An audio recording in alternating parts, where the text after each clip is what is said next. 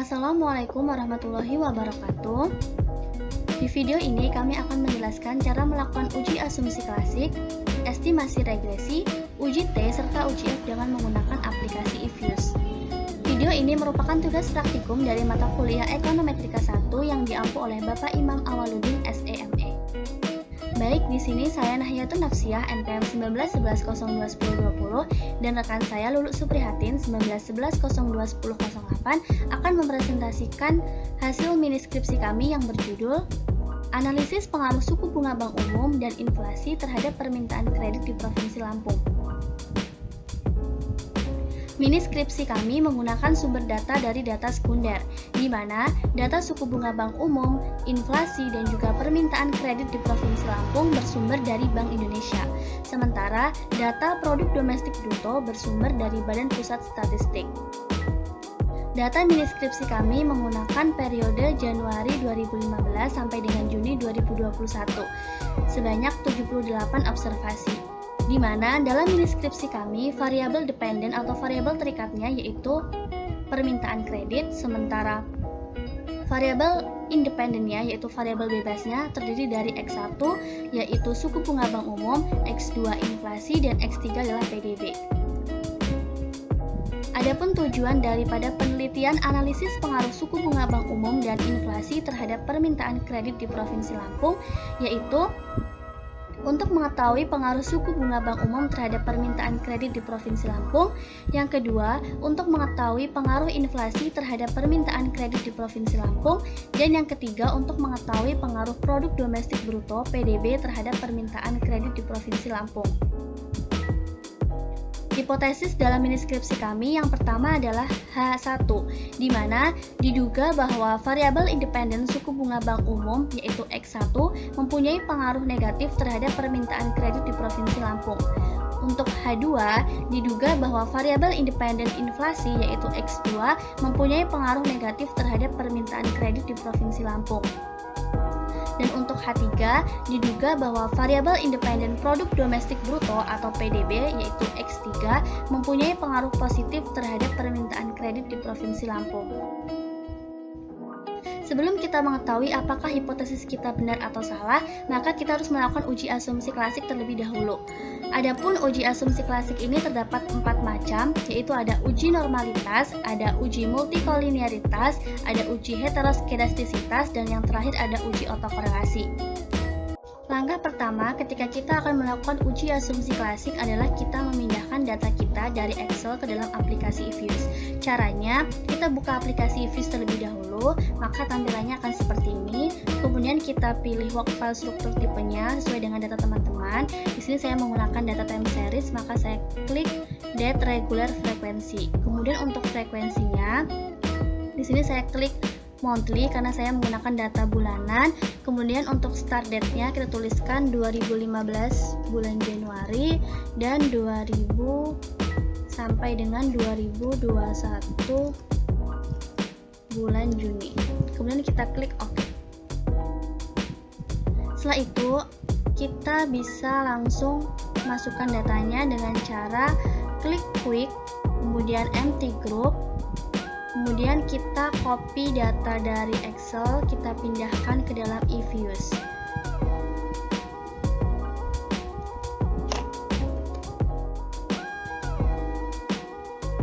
Kita pastekan ke dalam eViews. Kemudian kita bisa simpan data ini ke dalam eViews dengan cara klik name. Kemudian kita langsung klik OK. Setelah data tersimpan, maka langkah selanjutnya adalah kita melakukan estimasi regresi seperti biasa. Caranya kita klik pertama adalah variabel dependennya, yaitu variabel terikatnya. Kita klik Y, kemudian tekan Ctrl, kemudian klik X1, X2, dan X3. Kemudian klik kanan, Open as Equation. Setelah itu kita pindahkan konstantanya ke depan, kemudian kita klik OK. Setelah itu akan muncul tampilan seperti ini. Ini merupakan hasil estimasi regresinya. Kemudian cara pertama ketika kita akan melakukan uji asumsi klasik yaitu uji normalitas. Yang pertama adalah kita klik view. kemudian residual diagnosis, kemudian histogram normality test. Maka akan muncul hasil uji normalitasnya seperti ini. Untuk penjelasan dan juga interpretasi lebih lanjutnya akan saya jelaskan nanti. Kemudian kita masuk ke uji yang kedua, yaitu uji multikolinearitas. Caranya kita klik view, kemudian kita klik koefisien diagnosis, kemudian kita pilih varian inflation vector. Maka akan muncul hasilnya seperti ini. Ini merupakan uji multikolinearitas. Kemudian yang ketiga ada uji heteroskedastisitas. Caranya kita klik view, kemudian residual diagnosis, kemudian heteroskedasticity test. Kemudian ini ada beberapa tipe tes. Kalian bisa pilih sesuai dengan kebutuhannya masing-masing. Tapi yang sering digunakan adalah tipe tes dari white. Maka di sini saya menggunakan white. Kemudian saya klik OK. Maka muncul hasil seperti ini. Ini tambahan ya teman-teman. Apabila setelah kita melakukan uji heteroskedastisitas, kemudian kita menemukan ada masalah heteroskedastisitas, maka cara memperbaikinya adalah kita bisa klik estimate, kemudian kita bisa klik option, kemudian kita pilih Huber White, dan kita klik OK. Nah, setelah muncul hasil seperti ini, maka masalah heteroskedastisitas itu sudah terselesaikan. Dapat kita lihat di sini. Selanjutnya, uji asumsi klasik yang terakhir adalah uji otokorelasi. Caranya kita klik estimate, kemudian kita klik OK.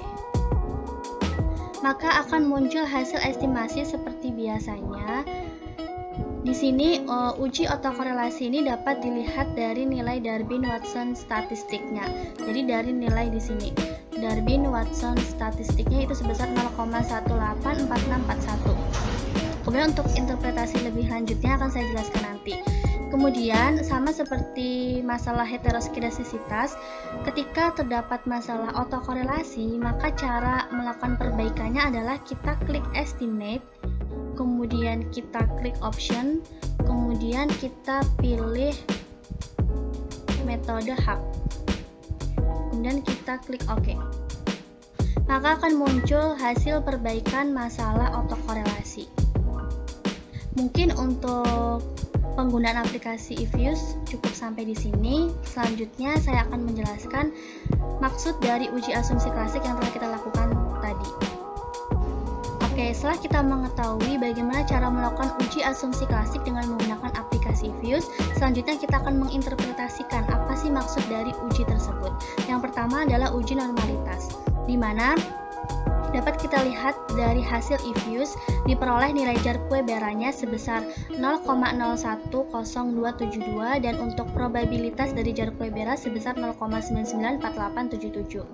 Di mana dalam uji normalitas, H0 merupakan residu tersebar secara normal dan HA residu tidak tersebar secara normal.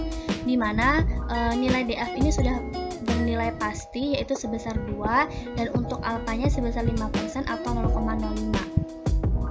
Dan untuk C kuadrat hitung ini merupakan nilai daripada Jar-Quebera yaitu sebesar 0,010272 dan C kuadrat tabel dapat dilihat dari C kuadrat tabelnya dengan DF2 maka diperoleh 5,99. Sehingga dapat kita lihat pada gambar distribusi C kuadrat di mana nilai C kuadrat hitungnya ini terletak di daerah penerimaan H0. Sehingga dapat disimpulkan bahwa C kuadrat hitung ini kurang dari C kuadrat tabel, yaitu 0,010272 ini kurang dari 5,99, sehingga dapat disimpulkan bahwa H0 diterima, yang berarti bahwa residu tersebar secara normal. Atau cara lebih praktisnya untuk melihat apakah datanya terdistribusi secara normal atau tidak, maka dapat kita lihat dari nilai probabilitas Jar-Queberanya. Apabila nilai probabilitas dari Jar-Quebera ini lebih daripada nilai alfa, lebih besar daripada nilai alfa, katakanlah alfanya 0,05, maka H0 diterima, yang berarti bahwa residu tersebar secara normal. Nah, di sini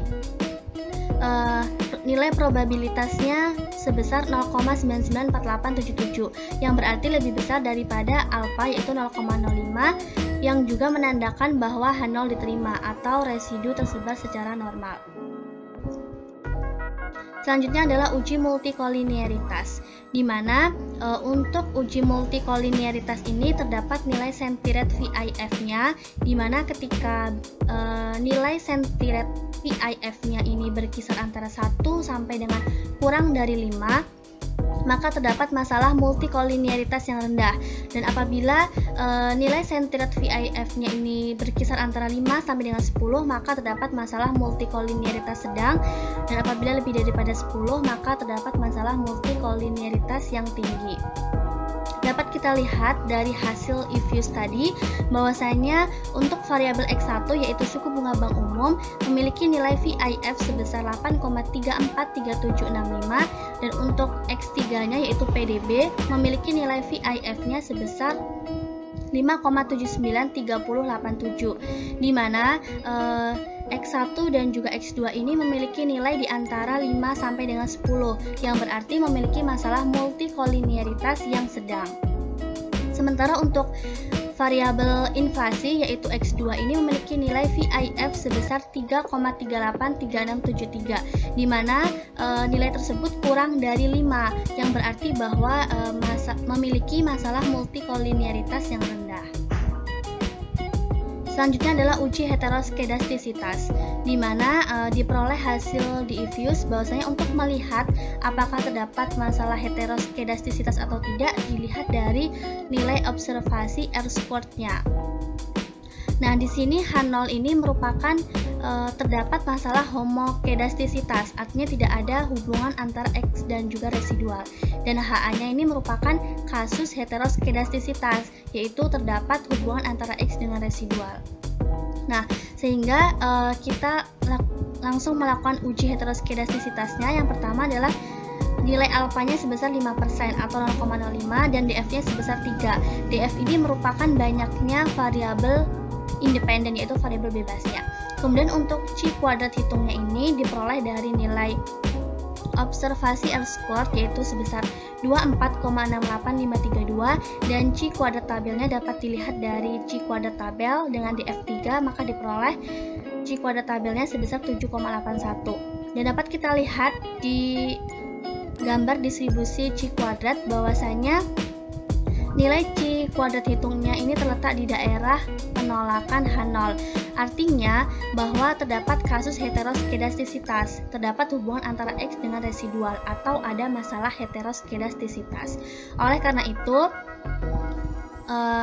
kita akan melakukan perbaikan untuk masalah heteroskedastisitas. Caranya seperti yang sudah saya jelaskan tadi, kita melakukan estimasi ulang dengan menggunakan metode White, di mana ketika sudah muncul hasil dengan menggunakan metode White, maka akan ada tulisan White-Hankley, heteroskedasticity, standard error, dan covariance, yang berarti sudah diperbaiki masalah heteroskedastisitasnya. Kemudian uji asumsi klasik yang terakhir yaitu uji otokorelasi, di mana uji otokorelasi ini dapat dilihat dari nilai Darwin-Watson statistiknya, di mana diperoleh dari hasil Ifuse yaitu sebesar 0,184548. Kemudian untuk H0 ini merupakan tidak ada otokorelasi dan HA-nya ada otokorelasi.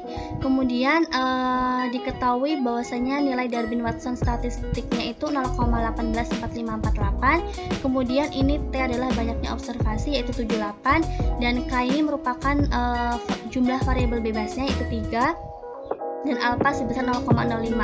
Maka dapat kita lihat di DW tabel, di Darwin-Watson tabel, kita memperoleh nilai DL sebesar 1,5801 dan DU-nya sebesar 1,68509. Kemudian untuk nilai 4 min DL-nya sebesar 2,4199 dan untuk 4 min DU-nya yaitu sebesar 2,31491. Sehingga dapat kita lihat di gambar ini bahwasanya nilai Darwin-Watson statistik kita terletak di antara 0 dengan DL.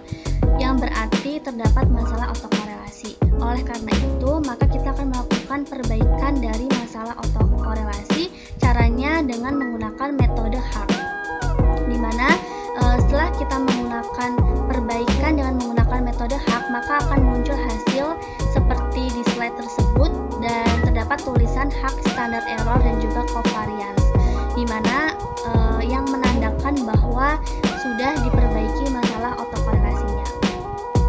Mungkin untuk penjelasan dari saya sudah cukup sampai di sini, akan dilanjutkan oleh rekan saya yaitu Lulu Suprihatin. Oke, baiklah, selanjutnya saya Lulu Suprihatin, NPM 19/21008. Di sini saya akan melanjutkan penjelasan dari rekan saya yaitu Nahyatun Apsiyah tentang uji statistik dari penelitian yang kami sedang teliti. Uji statistik di sini terdapat dua, yaitu uji parsial atau uji T atau uji individu secara individu-individu, dan yang kedua adalah uji serempak atau bersama-sama atau uji F.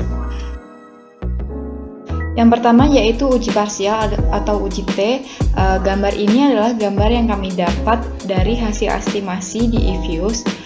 Untuk variabel yang pertama yaitu variabel tingkat suku bunga bank umum. Ketika tingkat suku bunga bank umum naik, maka permintaan kredit di Provinsi Lampung akan menurun. Jadi uji T yang digunakan adalah uji T satu arah ke kiri karena memiliki hubungan yang negatif. Jadi untuk hipotesisnya yaitu H0 tidak terdapat pengaruh negatif suku bunga bank umum terhadap permintaan kredit di Provinsi Lampung. HA-nya adalah terdapat pengaruh negatif suku bunga bank umum terhadap permintaan kredit di Provinsi Lampung, di mana DF-nya yaitu N kurang K dikurang 1 sama dengan N adalah jumlah observasi yaitu 78, K adalah jumlah variabel bebas yang digunakan yaitu 3, dan 1 adalah konstanta. Jadi DF-nya adalah 74.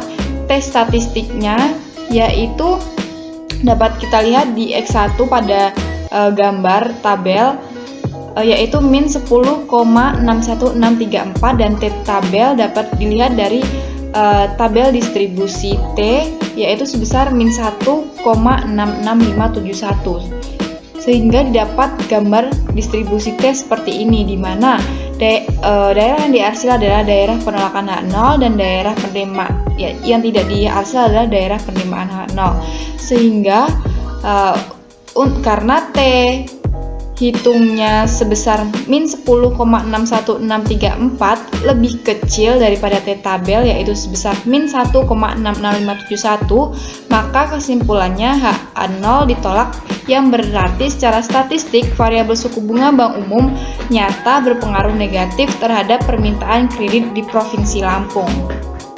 Selanjutnya yaitu variabel inflasi, di mana ketika inflasi naik maka permintaan kredit di Provinsi Lampung akan menurun. Jadi uji T yang digunakan adalah uji T satu arah ke kiri karena memiliki hubungan yang negatif. Sedangkan hipotesisnya yaitu H0 sama dengan tidak terdapat pengaruh negatif inflasi terhadap permintaan kredit di Provinsi Lampung, dan HA-nya adalah terdapat pengaruh negatif inflasi terhadap permintaan kredit di Provinsi Lampung, di mana DF-nya yaitu sebesar 74 dan T statistiknya atau T hitungnya yang dapat kita lihat di pada tabel tadi sebesar min 0,882626 dan T tabelnya yaitu min 1,66571, sehingga didapatkan gambar distribusi T-nya sebagai berikut, di mana daerah yang diarsir adalah daerah penolakan H0 dan daerah yang tidak diarsir adalah daerah penerimaan H0. Karena T statistik atau T hitungnya sebesar min 0,882626 lebih besar daripada T tabel sebesar min 1,66571, maka T statistik berada di daerah penerimaan 0, yang berarti kesimpulannya H0 diterima, yang berarti secara statistik variabel inflasi nyata tidak berpengaruh negatif terhadap permintaan kredit di Provinsi Lampung. Variabel yang ketiga yaitu pendapatan domestik bruto atau PDB. Ketika PDB naik, maka permintaan kredit di Provinsi Lampung akan meningkat. Jadi uji T yang digunakan adalah uji T satu arah ke kanan karena memiliki hubungan yang positif.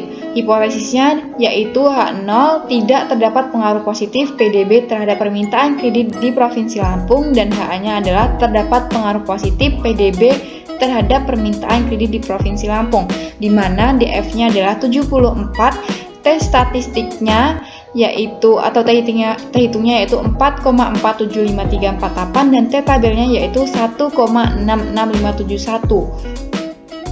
Sehingga didapatkan gambar distribusi T sebagai berikut, di mana daerah yang diarsir adalah daerah penolakan hak 0 dan daerah yang tidak diarsir adalah daerah penerimaan hak 0. Karena T statistik sebesar 4,475348 lebih besar daripada T tabel sama dengan 1,66571, berarti kesimpulannya H0 ditolak, yang berarti secara statistik variabel PDB nyata berpengaruh positif terhadap permintaan kredit di Provinsi Lampung. Yang kedua yaitu uji serampak atau uji bersama-sama atau uji F, di mana gambar atau tabel ini kami dapat dari hasil estimasi di eViews, di mana F hitungnya sebesar 590,0055 dan probabilitas F statistiknya yaitu 0,00. Untuk hipotesis uji F sendiri yaitu H0 adalah secara serempak suku bunga bank umum, inflasi, dan PDB tidak berpengaruh terhadap permintaan kredit di Provinsi Lampung, dan HA-nya adalah salah satu dari atau paling tidak salah satu dari variabel suku bunga bank umum, inflasi, dan PDB memiliki pengaruh terhadap permintaan kredit di Provinsi Lampung, di mana N1-nya atau sama dengan K itu sebesar 3, N2-nya yaitu sama dengan DF yaitu 74, F statistiknya kita dapat lihat di tabel yaitu 590,0055 dan F tabelnya yaitu dapat dilihat pada tabel distribusi F sebesar 2,73. Sehingga didapatkan gambar distribusi F sebagai berikut, di mana daerah yang diarsir adalah daerah penolakan hak 0 dan daerah yang tidak diarsir adalah daerah penerimaan hak 0. Karena F statistik sebesar 590,0055 itu lebih besar daripada F tabel sebesar 2,73, maka kesimpulannya H0 ditolak, yang berarti secara bersama-sama semua variabel bebas suku bunga bank umum, inflasi, dan PDB tidak berpengaruh terhadap variabel terikat permintaan kredit di Provinsi Lampung. Selanjutnya yaitu saya akan menjelaskan tentang hasil estimasi. Gambar atau tabel hasil estimasi ini kami dapat dari eViews, yang dapat dilihat di sini ada variabel, koefisien, standar error, T statistik, probabilitas, dan lain sebagainya. Dari estimasi tersebut didapatkan model regresi sebagai berikut, yaitu YI sama dengan beta 0 min beta 1x1 min beta 2x2 plus beta 3x3 plus EI, maka dapat ditulis YI sama dengan 1042550,0 min 1967,317x1 min 223,6642x2 plus 0,01202x3, di mana T statistik atau T hitungnya untuk koefisien yaitu 8,624205, untuk X1 yaitu min 10,61634, untuk X2 yaitu min 0,882626, dan untuk X3 yaitu 4,475348, di mana R squared-nya adalah 0,959870 dan F statistik atau F hitungnya itu 590,0055. Hasil yang ditampilkan pada estimasi di atas menunjukkan pengaruh antara suku bunga bank umum atau X1, inflasi atau X2, dan PDB atau X3 terhadap permintaan kredit Provinsi Lampung atau Y. Dari model regresi linear berganda di atas dapat disimpulkan bahwa jika semua variabel bebasnya yaitu suku bunga bank umum atau X1, inflasi atau X2, dan PDB atau X3 adalah sebesar 0, maka permintaan kredit Provinsi Lampung atau Y adalah 104.250,0 miliar rupiah. Selanjutnya yaitu untuk variabel X1 suku bunga bank. Ketika suku bunga bank naik 1 poin persentase, maka permintaan kredit Provinsi Lampung turun sebesar 1967,317 miliar rupiah dengan asumsi variabel inflasi dalam persen atau X2 dan PDB konstan. Selanjutnya yaitu variabel inflasi atau F2, ketika inflasi naik 1 poin persentase, maka permintaan kredit Provinsi Lampung turun sebesar 223,6642 miliar rupiah dengan asumsi suku bunga bank dan PDB konstan. Selanjutnya yaitu variabel X3 atau PDB, ketika PDB naik sebesar 1 miliar rupiah, maka permintaan kredit Provinsi Lampung naik sebesar 0,012002 miliar rupiah dengan asumsi suku bunga bank umum dan inflasi konstan. Selanjutnya yaitu T, statistik sebesar yang sudah saya sebutkan pada slide sebelumnya itu menunjukkan bahwa standar error yang merupakan ketepatan presisi estimator untuk menghitung interval estimasi koefisien regresi maupun uji hipotesis pengaruh variabel independen terhadap variabel dependen melalui uji T. Selanjutnya yaitu untuk koefisien R-squared sebesar 0,959870 yang berarti variabel bebas suku bunga bank umum, inflasi, dan PDB mampu menjelaskan sebesar 5,9% permintaan kredit Provinsi Lampung, sedangkan sisanya sebesar 4,1% tidak bisa dijelaskan oleh variabel bebas X1, X2, dan X3. Selanjutnya yaitu F hitung atau F statistik sebesar 590,0055 digunakan untuk menguji hipotesis secara serempak atau uji F yang sudah digunakan pada slide sebelumnya tadi. Oke, selanjutnya yaitu kesimpulan dari penelitian yang sudah kami teliti tentang pengaruh suku bunga bank umum, inflasi, dan PDB terhadap permintaan kredit di Provinsi Lampung. Dapat disimpulkan bahwa hasil penelitian menunjukkan adanya pengaruh negatif antara suku bunga bank umum terhadap permintaan kredit di Provinsi Lampung dengan probabilitasnya yaitu 0,00 yang artinya memiliki pengaruh yang signifikan pada tingkat signifikansi yang kita gunakan yaitu 5%. Sehingga dari hasil tersebut dapat dinyatakan bahwa tingkat suku bunga bank umum signifikan berpengaruh negatif terhadap permintaan kredit di Provinsi Lampung. Yang kedua yaitu hasil penelitian menunjukkan adanya pengaruh negatif antara inflasi terhadap permintaan kredit di Provinsi Lampung dengan probabilitas 0,3803 yang artinya memiliki pengaruh yang tidak signifikan pada tingkat signifikansi yang kami gunakan yaitu 5%. Sehingga dari hasil tersebut dapat dinyatakan bahwa tingkat inflasi tidak signifikan berpengaruh negatif terhadap permintaan kredit di Provinsi Lampung. Yang ketiga yaitu hasil penelitian menunjukkan adanya pengaruh positif antara PDB terhadap permintaan kredit di Provinsi Lampung dengan probabilitas sebesar 0,00 yang artinya memiliki pengaruh yang signifikan pada tingkat signifikansi yang kami gunakan yaitu 5%. Sehingga dari hasil tersebut dapat dinyatakan bahwa PDB signifikan berpengaruh positif terhadap permintaan kredit di Provinsi Lampung. Baiklah, sekian penjelasan tentang penelitian yang kami teliti tentang analisis pengaruh tingkat suku bunga bank umum, inflasi, dan PDB terhadap permintaan kredit di Provinsi Lampung. Semoga bermanfaat dan jika ada kesalahan dari kami mohon maaf. Sekian, terima kasih.